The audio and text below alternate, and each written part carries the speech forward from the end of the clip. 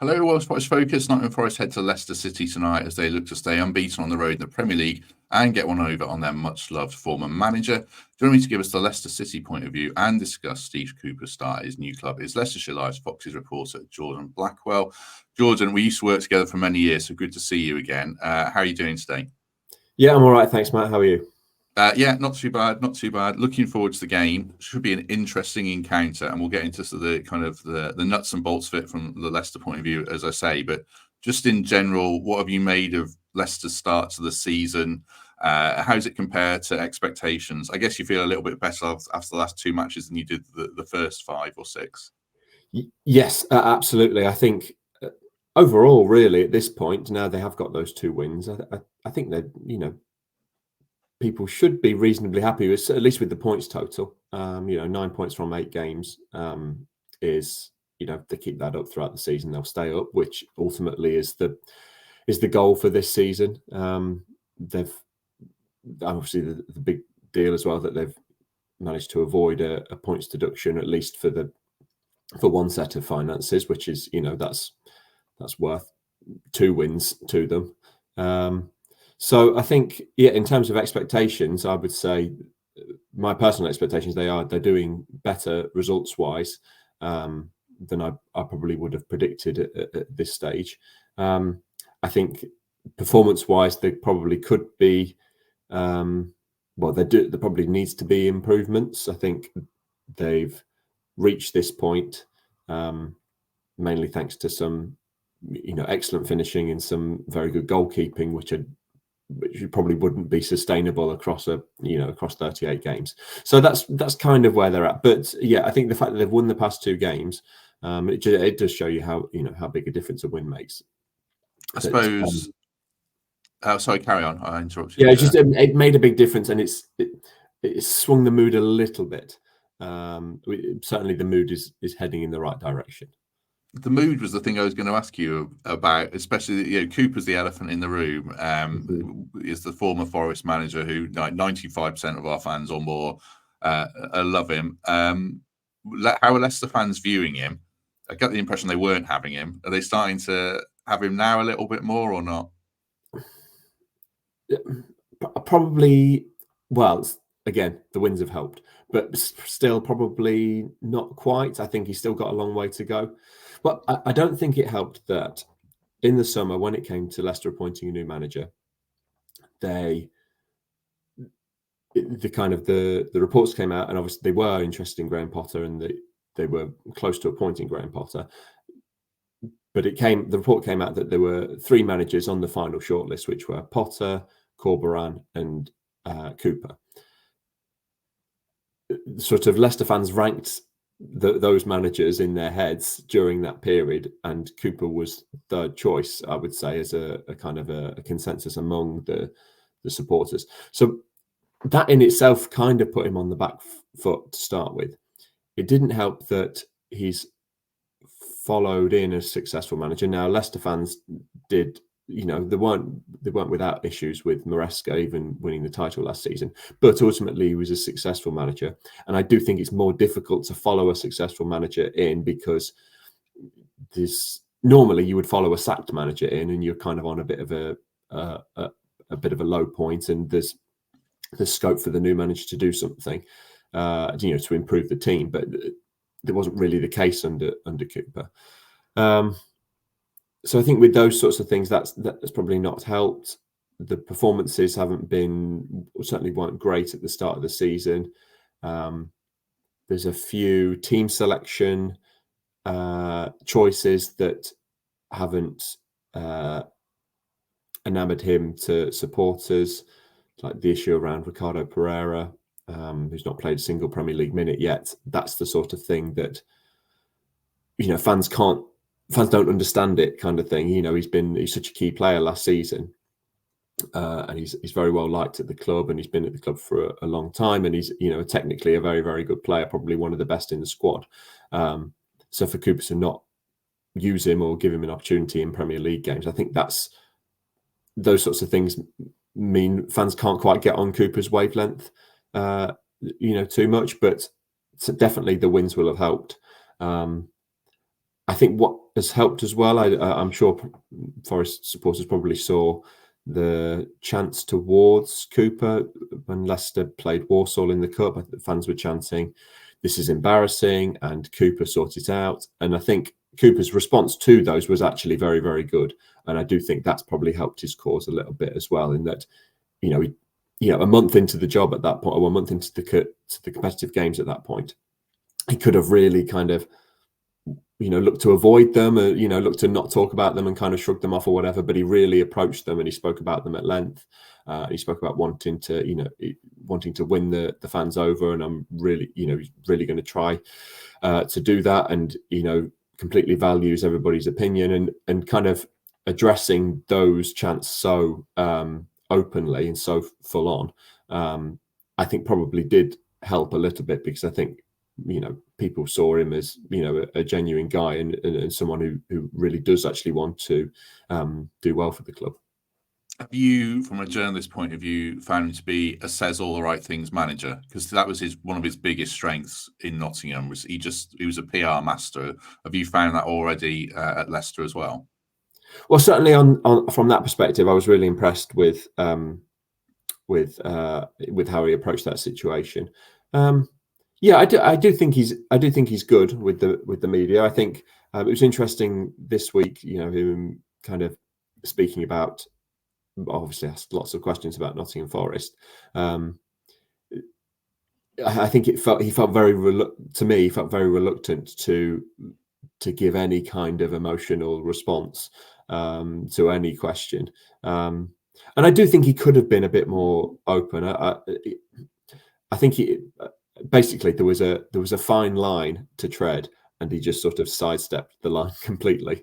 But I think he could have done it. I think he could have expressed some kind of a respect and appreciation for the support he received from Forest fans, but also expressed that that's now behind him, that's in the past.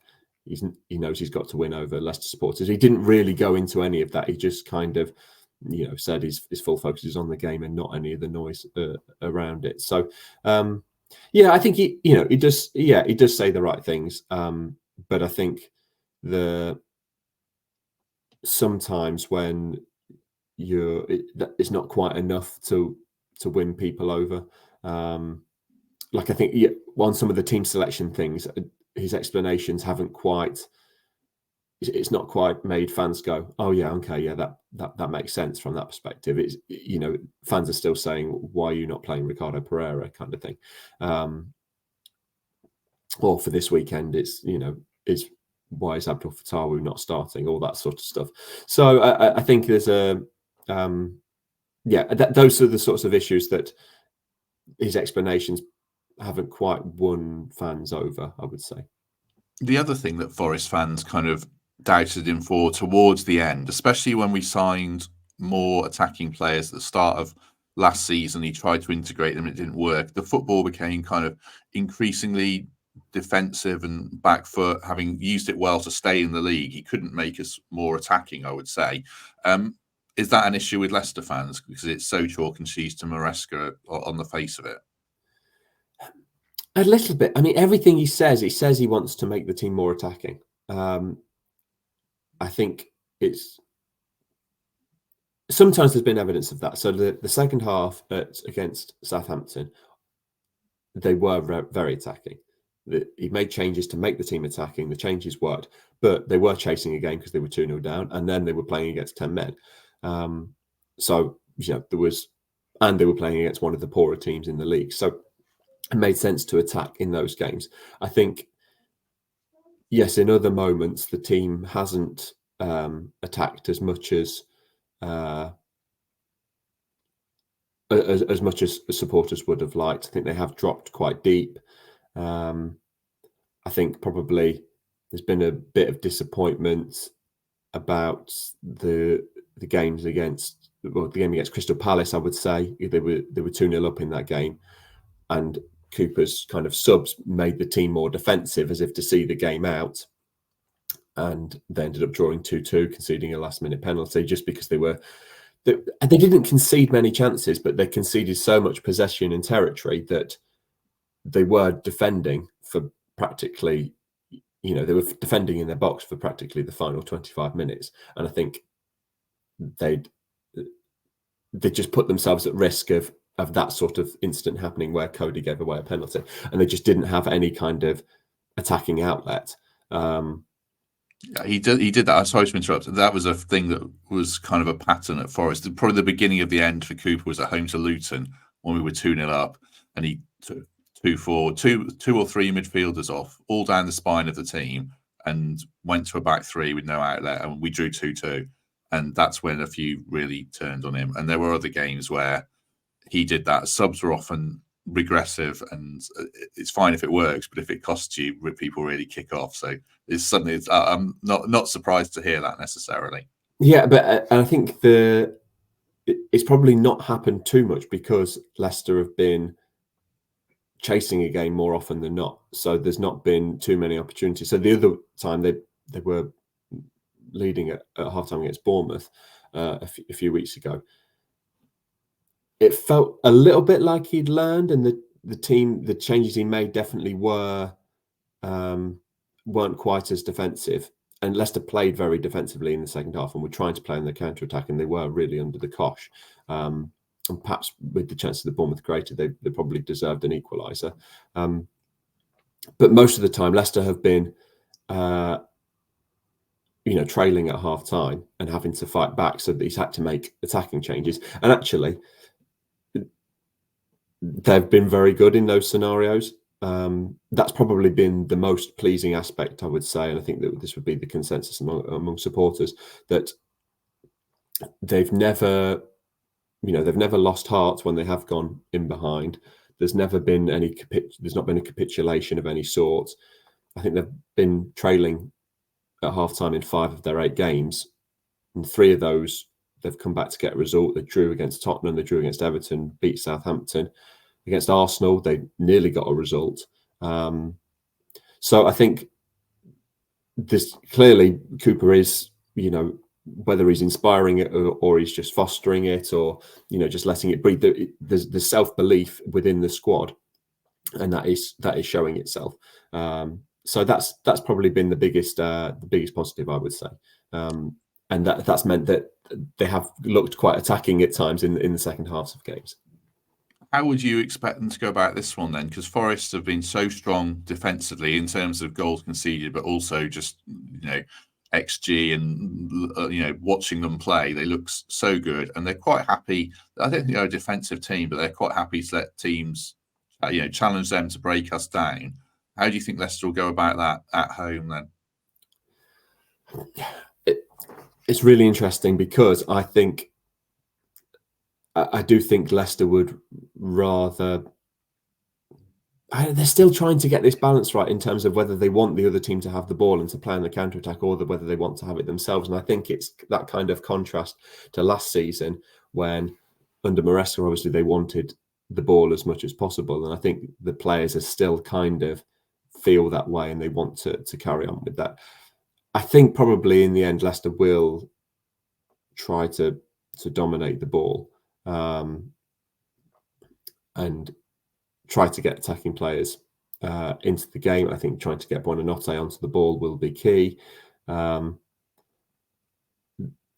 I think there's it's difficult to know, because I think Leicester themselves are still trying to figure out how best to approach games and what to do in certain situations and that kind of thing. So I think that's probably and maybe that's why they've tended to start games poorly and then improve in the second half. It feels like they need time to figure out the best approach for each individual game. So I would suspect that, well, certainly I think it will follow that pattern. I think Forest will probably start the better, and maybe Leicester will come on strong in the second half.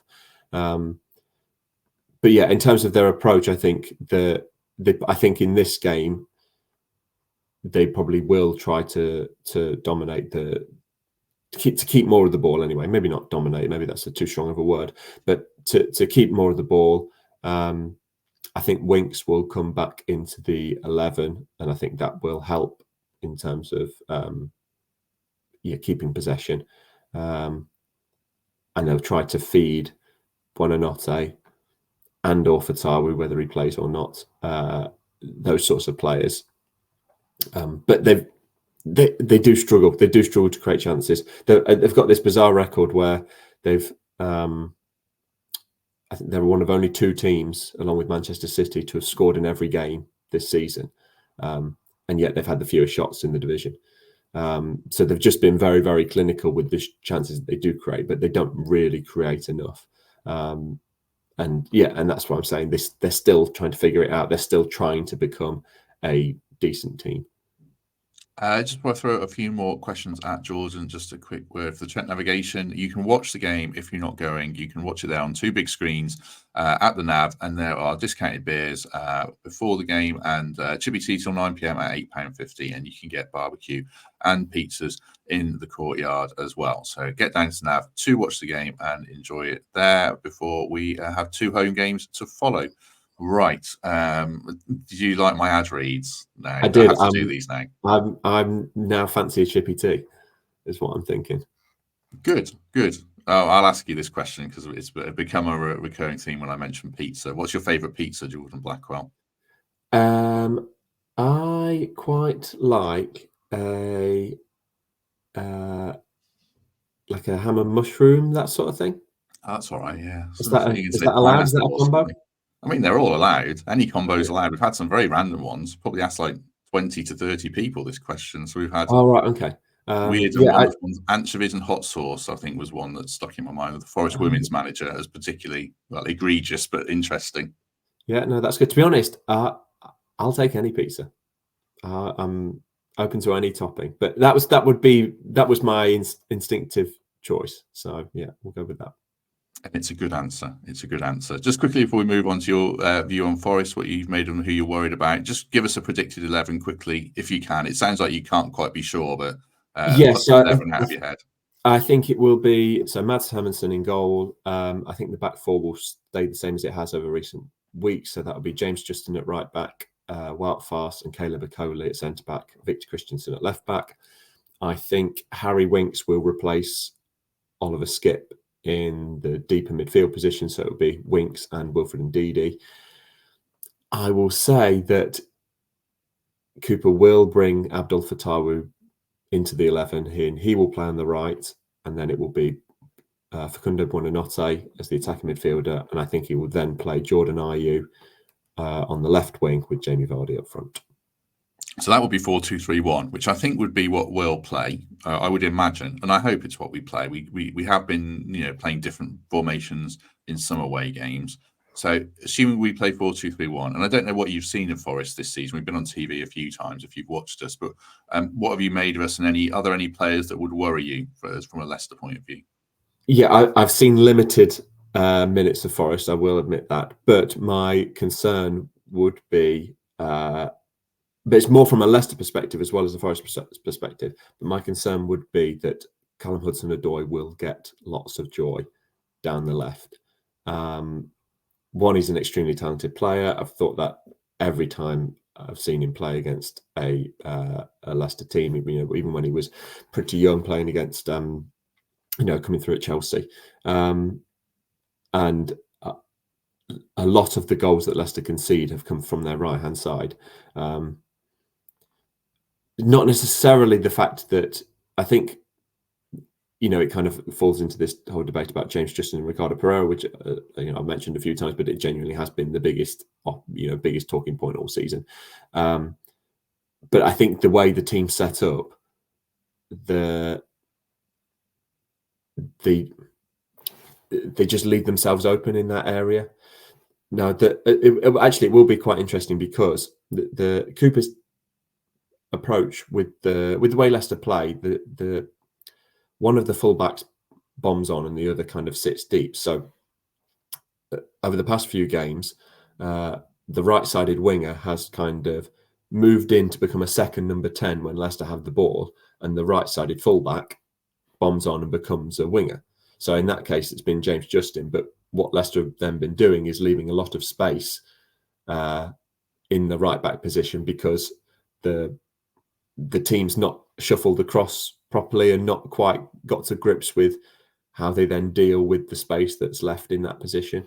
But if Fatawu starts, then it will be, let's say, Jordan Ayew on the left wing. He will be shuffling inside, and Victor Christensen as left back will be bombing forward, and James Justin will stay put. So there's a possibility then that they could be guarded against the Hudson-Odoi's threats, and actually then would it be Elanga playing on the right?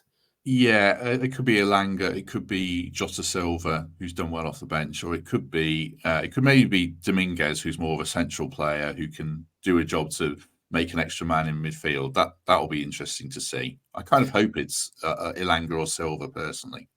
Yeah, but I would say that's probably, from a Forest perspective, that's where they would look to exploit, seeing which of Leicester's fullbacks is bombing on, and then looking to exploit the space in behind them. But actually, there have been, even in the early games when it was the left back going forward and the right back sitting deep, Leicester still conceded from the right hand side. It just, they don't seem to get the, whether Justin doesn't seem set or Fast doesn't seem to.